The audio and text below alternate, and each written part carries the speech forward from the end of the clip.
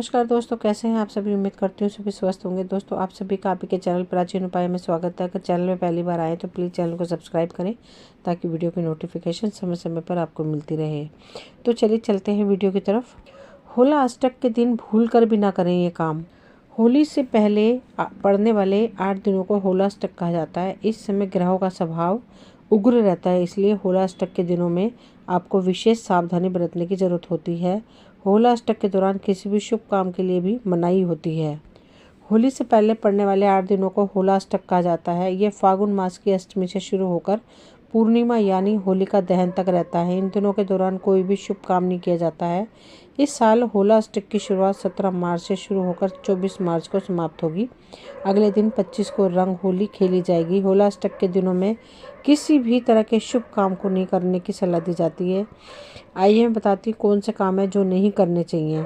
इस साल होला अष्टक 17 मार्च से शुरू हो रहा है। ये 8 दिनों तक चलेगा, यानी 24 मार्च को होला अष्टक खत्म हो जाएगा। इसके खत्म होते ही 25 से रंगों वाली होली खेली जाएगी। इन दौरान हमें कोई भी शुभ काम नहीं करने चाहिए। इस समय अवधि में शुरू किए गए काम पर नकारात्मकता का प्रभाव पड़ता है। आप भी इस दिन शुभ कामों को करने से बचें।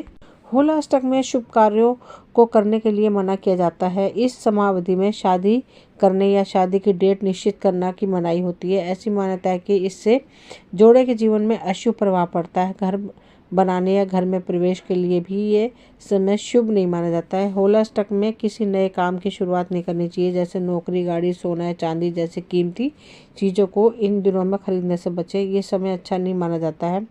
साथ ही इसमें यात्रा नहीं करने की बात की जाती है। क्यों अशुभ माना जाता है होला अष्टक? ज्योतिष के अनुसार होला अष्टक फागुन की अष्टमी तिथि से लेकर पूर्णिमा तिथि की अवधि रहती है। इन दिनों 8 ग्रह अपने उग्र स्वभाव में रहते हैं। साथ ही हमारे वातावरण में नकारात्मक ऊर्जाएं बढ़ जाती हैं। किसी शुभ काम में कोई नकारात्मक प्रभाव न पड़े, इसलिए इन दिनों कोई भी शुभ काम को नहीं करने की सलाह दी जाती है।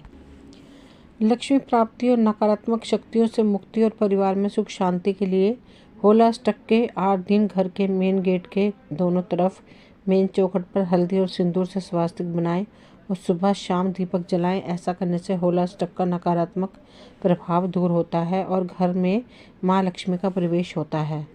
जीवन की परेशानियों से मुक्ति के लिए होला अष्टक में हर रोज 108 बेलपत्र पर सफ़ेद चंदन से ओम या ओम नमः शिवाय लिखकर शिवलिंग पर अर्पित करें। साथ ही शाम के समय लाल कपड़े में नारियल बांधकर पास के किसी मंदिर की सीढ़ियों पर रख दें। ऐसा करने से सुख सौभाग्य की प्राप्ति होगी और पारिवारिक कष्टों से मुक्ति मिलेगी। संतान प्राप्ति के लिए होला अष्टक के दिन हर रोज श्री कृष्ण के बाल स्वरूप लड्डू गोपाल की पूजा अर्चना करें और हर दिन पूजा अर्चना के साथ थोड़ा गुलाल भी अर्पित करें। साथ ही श्री कृष्ण के बीज मंत्र ओम क्रीम कृष्णाय नमः का 108 बार जाप करें। अगर कोई रोग परेशान कर रहा है तो होला अष्टक के दिनों में रोगग्रस्त व्यक्ति के ऊपर से पानीदार जटा वाला नारियल सिर से पैर तक 11 बार उल्टी दिशा में घुमाकर किसी चौराहे पर फेंक दें। साथ ही डॉक्टर की सलाह भी लेते रहें। ऐसा करने से रोग में आराम मिलता है, बुरी शक्तियाँ भी दूर हो जाती हैं। होला अष्टक की एक प्रसिद्ध पौराणिक कथा के अनुसार हिरण्यकश्यप एक असुर जाति का अत्याचारी और निर्दयी राजा था। इसके अत्याचारों से वहीं की प्रजा बहुत दुखी थी। वो लोगों पर अपनी पूजा करवाने का दबाव डालता था। उसका बेटा प्रहलाद भगवान विष्णु का परम भक्त था। प्रहलाद भगवान विष्णु के साधना में हमेशा मगन रहता था। उसकी भक्ति से हिरण्यकश्यप बहुत क्रोधित रहता था। अपने पुत्र की भक्ति को भंग करने के लिए हिरण्यकश्यप ने लगातार 8 दिनों तक प्रहलाद की कई तरह की यातनाएं दी।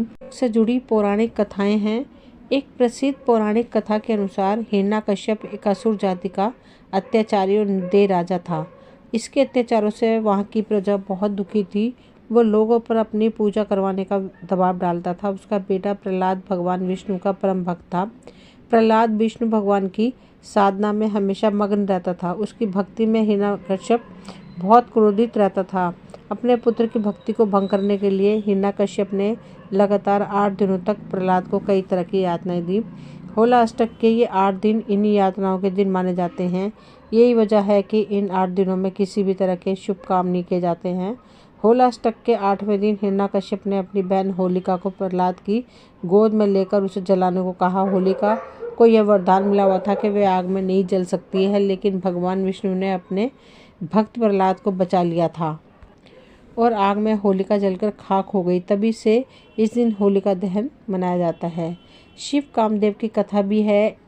होलाष्टक से जुड़ी एक और पौराणिक कथा है। उसके अनुसार हिमालय पुत्री पार्वती भोलेनाथ विवाह करना चाहती थी। देवताओं को यह मालूम था कि ब्रह्मा के वरदान के चलते तारकासुर नामक असुर का वध भी शिव का पुत्र ही कर सकता है, परंतु शिवजी अपनी तपस्या में लीन थे।